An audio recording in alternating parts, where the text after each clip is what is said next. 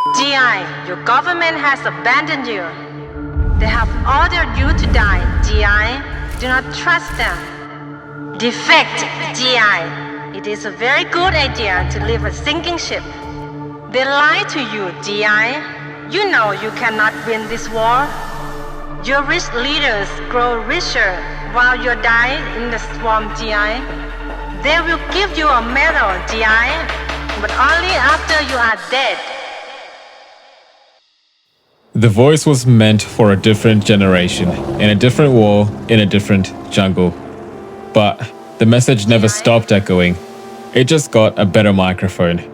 It's no longer a radio broadcast. It's stitched into TikToks and edited over montages. Hannah said GI, but Gen Z heard it anyway, because they too were born into a war they didn't start. A war not always fought with bullets, but with debt, with patriot propaganda, and a looming climate disaster. The names changed, but the betrayal stays the same. And while no one's calling them GI anymore, they feel the swamp rising. There is a sound that plays before impact. It's not the siren or the drone of a warplane overhead. It's Kesha's Die Young playing over a TikTok of an airstrike. It's a meme with 1.2 million likes and a comment section filled with crying emojis and World War III outfit ideas. And it's real. That's the part where people keep forgetting. It's not a joke, it's not satire, it's potential war. But for Gen Z, everything collapses into content. Not because they're shallow or detached, but because they're the only ones who know how to survive in a world this absurd. This is the First World War where everyone is online. Every soldier has a phone, every citizen a TikTok account, every explosion a remix to be made. The war is playing out in real time, and somehow it still feels distant. Gen Z didn't start the fire, they just showed up when it was already raging. Climate collapse, economic disparity, housing unaffordability, pandemic trauma, school shootings, fascism-like politics wrapped in patriotism, all delivered directly to their phones. They weren't raised by civil rights heroes, they were raised by debt collectors, influences and institutions that taught them hustle culture while the planet burned. They were told to believe in the same systems. Go to uni, get a job, save up for a mortgage, when those systems don't even believe in them. So now, the world burns again, and Gen Z isn't rushing to put it out. They're watching from the ashes, recording, editing, adding text overlays. Copper Nuclear 2026, 1.7 million likes. It would be easy to say they don't care, but that'd be a huge mistake. Gen Z do care, more than anyone. They're just conditioned to a burning world. They're processing potential war the same way they've processed everything else. Through irony, through performance, through the platforms that were initially made for fun social interactions. This is the paradox of Gen Z. The more serious the situation, the funnier their reaction. Not to dismiss it, but to contain it, to feel in control, even if only for 15 seconds. They weren't raised to believe in patriotism, they were raised to believe in late-stage capitalism, in privatized healthcare, in GoFundMe campaigns for cancer treatment. And now they're being asked to fight for countries that couldn't even give them affordable housing. Of course they'll joke about defecting. Of course they'll share memes about hiding in IKEA showrooms to avoid the draft. This is the war that will be fought in side eyes and roleplay. It's a generation that would rather be deported than deployed, because they know one thing's for certain: no one is coming to save them. Even the language of warfare has changed. Draft notices will arrive in emails, propaganda is embedded in between feeds, young people are targeted not with posters but with micro-targeted ads. It's not that Gen Z is disengaged, it's that the battlefield has entered their feeds, and the weapons are now psychological, linguistic, and aesthetic. Patriotism is now curated, and trauma is viral. This isn't the first global conflict, but it's the first one where every single moment is filmed, filtered, and on feeds. Every act of violence becomes content. Every death a viral hit.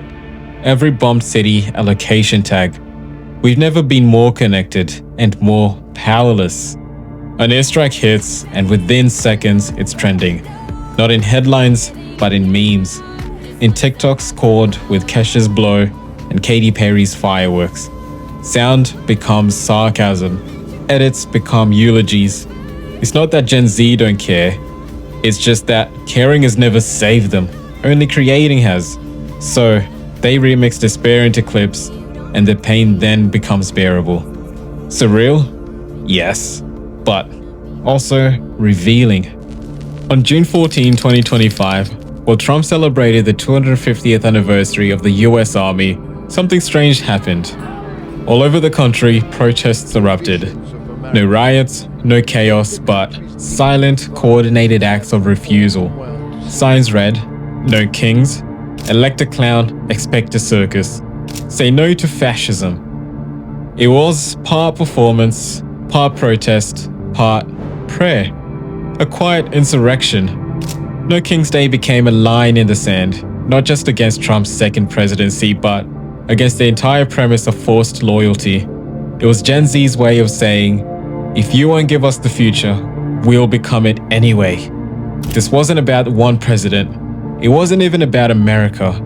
It was about the idea that power no longer inspires awe. It inspires parody. Gen Z's resistance is not militarized. It's memeified. It's songs, edits, silence.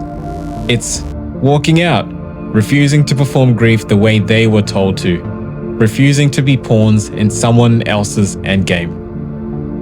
Gen Z find themselves on the digital front lines of global conflict. Platforms like TikTok, Instagram, and X have become arenas where political tensions are discussed, satirized, and reimagined. A recent trend involves animators creating anime-style edits of world leaders, juxtaposing serious political occurrences.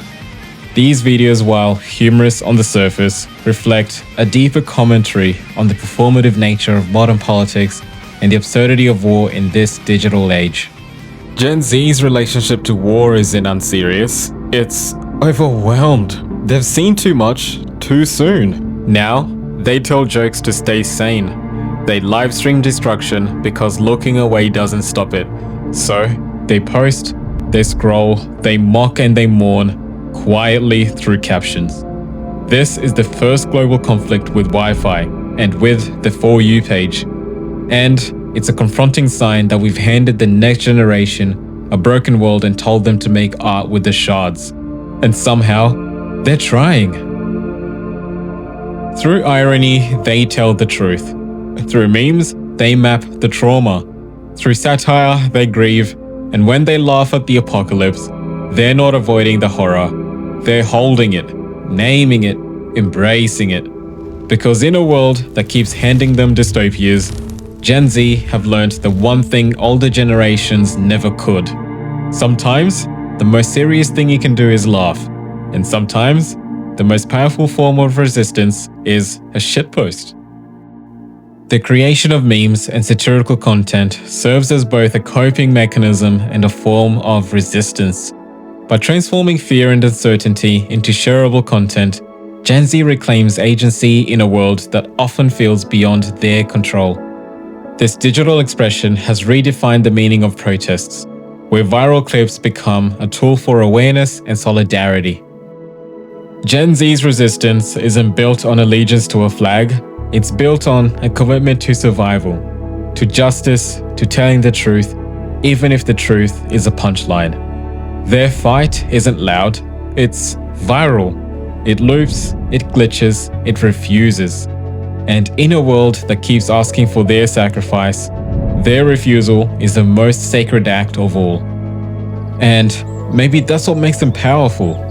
Not their ability to destroy the old world, but their refusal to inherit it. They won't die for a flag, and they won't be baited by nostalgia. They will scroll past the end of history and keep creating, keep remixing, keep laughing. Not because they believe it will save them, but because it's the only thing left that feels real. And sometimes, that could be enough to inspire real change.